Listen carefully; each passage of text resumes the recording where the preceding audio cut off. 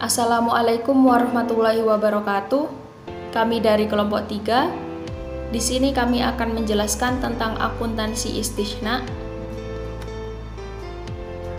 Anggota kelompok kami yaitu saya sendiri, Salsabila Nadifa Atami, NIM 185220, Ahmad Basori, NIM 185221, Muhammad Khairil Anwar, NIM 185223, dan Siti Maryam, NIM 185244. Pengertian istisna. Istisna adalah akad jual beli antara al-mustasni atau pembeli dan asani atau produsen yang juga bertindak sebagai penjual. Penyerahan dilakukan kemudian dengan pembayaran sesuai kesepakatan. Berdasarkan akad tersebut, pembeli menugasi produsen untuk menyediakan al-masnu atau barang pesanan sesuai spesifikasi yang disyaratkan pembeli dan menjualnya dengan harga yang disepakati.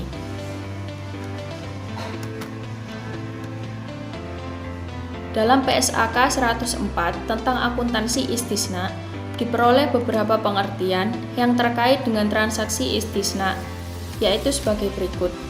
1.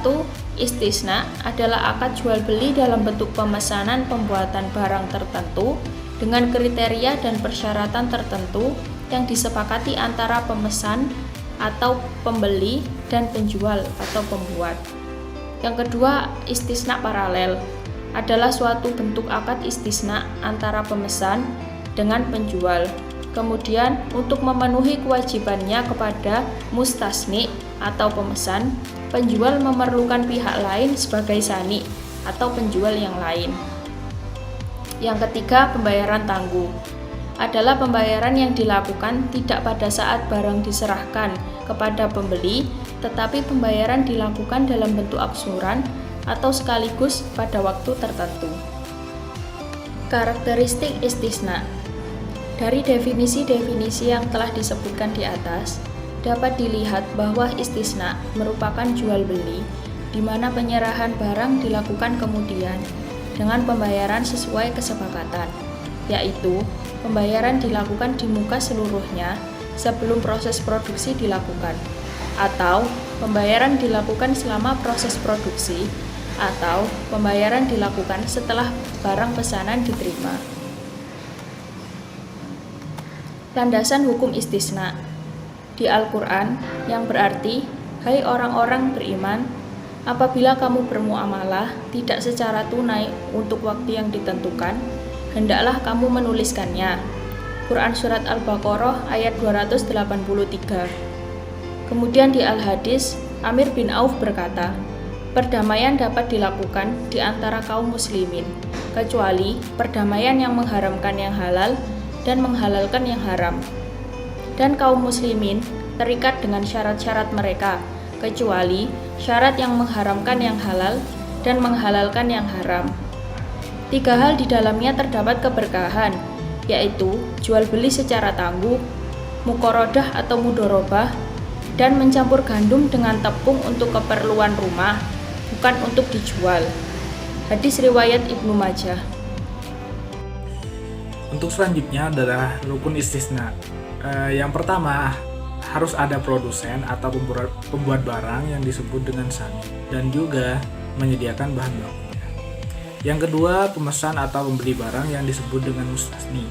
Yang ketiga, proyek atau usaha barang atau jasa yang dipesan yang dinamakan masni. Yang keempat, harga atau saman. Yang kelima, sikot atau ijab kabul. Nah, yang selanjutnya adalah syarat-syarat istisna. Yang pertama, pihak yang berakal cakap hukum dan mempunyai kekuasaan untuk melakukan jual beli. Yang kedua adalah ridho atau rela kedua belah pihak dan tidak ingkar janji. Yang ketiga, apabila isi akad disyaratkan sani hanya bekerja saja, maka akad ini bukan lagi istisna tetapi berubah menjadi akad ijarah. Yang keempat, pihak yang menyatakan kesanggupan untuk mengadakan atau membuat barang itu. Yang kelima, masnu atau barang objek pesanan tersebut mempunyai kriteria yang jelas seperti jenis, ukuran, tipe, mutu, dan jumlahnya. Yang keenam, barang tersebut tidak terdapat dalam kategori yang dilarang syarat. Misalkan barang tersebut najis, haram, samar, goror, dan sebagainya. Atau barang tersebut menimbulkan kemadharatan yang menimbulkan kemaksiatan. Berikutnya adalah ketetapan Dewan Syariah Nasional tentang jual beli istisna. Yang pertama, ketentuan tentang pembayaran. 1. Alat bayar harus diketahui jumlah dan bentuknya, berupa bentuk uang, barang, atau manfaat. Yang kedua, pembayaran dilakukan sesuai dengan manfaat. Yang ketiga, pembayaran tidak boleh dalam bentuk pembebasan utang. Nah, ketentuan yang kedua tentang barangnya. Barang tersebut yang pertama harus jelas ciri-ciri dan dapat diakui sebagai hutang. Yang kedua harus dapat dijelaskan spesifikasinya. Yang ketiga, penyerahan dilakukan kemudian. Yang keempat, waktu dan tempat penyerahan barang harus ditetapkan berdasarkan kesepakatan. Yang kelima, pembeli atau mustasni tidak boleh menjual barang sebelum menerimanya. Yang keenam, tidak boleh menukar barang kecuali barang sejenis atau sesuai dengan kesepakatan. Yang ke-7, dalam hal terdapat cacat, misalkan barang tersebut terdapat cacat atau tidak sesuai dengan kesepakatan, pemesan memiliki hak khiyar atau hak pilih untuk melanjutkan atau membatalkan akad tersebut. Nah, akad untuk ketentuan yang ketiga yaitu ketentuan lain. Yang pertama, dalam hal pesanan sudah dikerjakan sesuai dengan kesepakatan, hukumnya mengikat. Semua ketentuan dalam jual beli salam yang tidak disebutkan di atas berlaku pula hukum jual beli istisna. Yang ketiga, jika salah satu pihak tidak menunaikan kewajibannya atau jika terjadi perselisihan di antara keduanya, maka penyelesaiannya dilakukan melalui badan arbitrasi syariah setelah tidak tercapai kesepakatan melalui musyawarah. Terima kasih. Oke, untuk yang selanjutnya yaitu fatwa yang berkaitan dengan istisna paralel sebagaimana tercantum dalam fatwa DSN nomor 22. Yang pertama yaitu jika LKS melakukan transaksi istisna untuk memenuhi kewajibannya kepada nasabah, ia dapat melakukan istisna lagi dengan pihak yang lain namun pada objek yang sama. Dengan syarat istisna itu yang pertama tidak bergantung pada istisna yang kedua. Yang kedua yaitu semua rukun dan syarat yang berlaku dalam akad istisna berlaku pula dalam istisna paralel. Dalam PSAK 104 tentang akuntansi istisna dijelaskan karakteristik istisna. Apa saja itu karakteristiknya? Yang pertama yaitu berdasarkan akad istisna, pembeli menugaskan penjual untuk menyediakan barang pesanan sesuai spesifikasi yang disyaratkan untuk diserahkan kepada pembeli dengan cara pembayaran di muka atau tangguh. Yang kedua yaitu spesifikasi dan harga barang pesanan disepakati oleh pembeli dan penjual di awal akad. Ketentuan harga barang pesanan tidak dapat berubah selama jangka waktu akad. Yang ketiga yaitu barang pesanan harus memenuhi kriteria. Apa saja kriterianya? Yang pertama yaitu harus memerlukan proses pembuatan setelah akad disepakati. Yang kedua yaitu sesuai dengan spesifikasi pemesan, bukan produk massal. Yang ketiga harus diketahui karakteristiknya secara umum yang meliputi jenis, spesifikasi teknis, kualitas, dan kuantitasnya. Yang keempat yaitu karakteristik istisna yang keempat yaitu barang pesanan harus sesuai dengan karakteristik yang telah disepakati antara pembeli dan penjual. Jika barang pesanan yang dikirimkan salah satunya itu cacat atau ada yang salah, maka penjual harus bertanggung jawab atas kelalaiannya. Yang selanjutnya yaitu entitas dapat bertindak sebagai pembeli atau penjual dalam suatu transaksi istisna. Jika entitas bertindak sebagai penjual, kemudian memesan kepada pihak lain atau produsen atau kontraktor lain untuk membuat barang pesanan dengan cara istisna, maka hal ini disebut istisna paralel. Jadi penjual itu sebagai penjual dia juga memesan ke pihak lain untuk dijual ke orang lain gitu.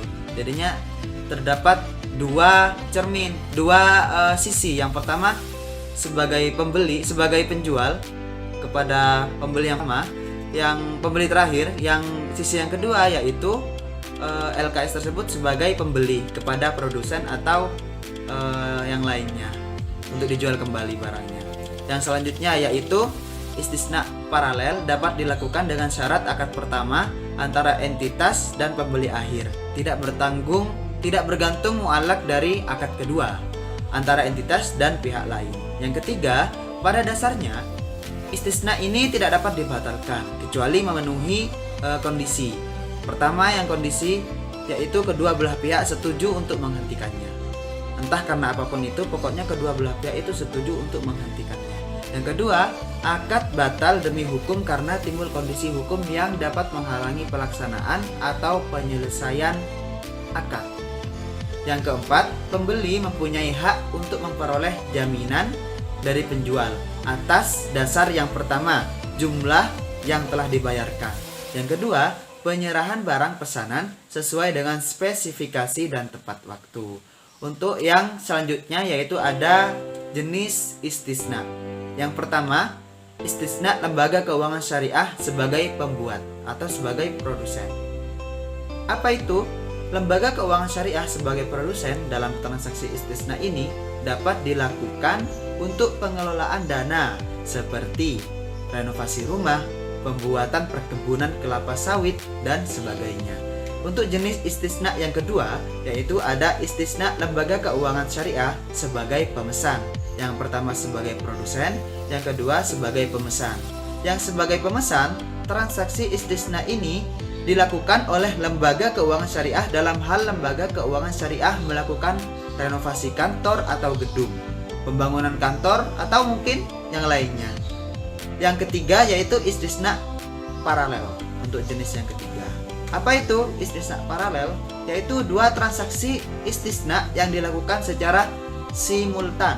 Hal ini dilakukan kalau lembaga keuangan syariah sebagai produsen tidak dapat mengerjakan sendiri dan menyerahkan kepada pihak lain untuk membuatkan. Jadi sebagai produsen itu tidak bisa mengerjakan sendiri, akhirnya menyerahkan atas dasar pembuatan itu ke pihak yang lain.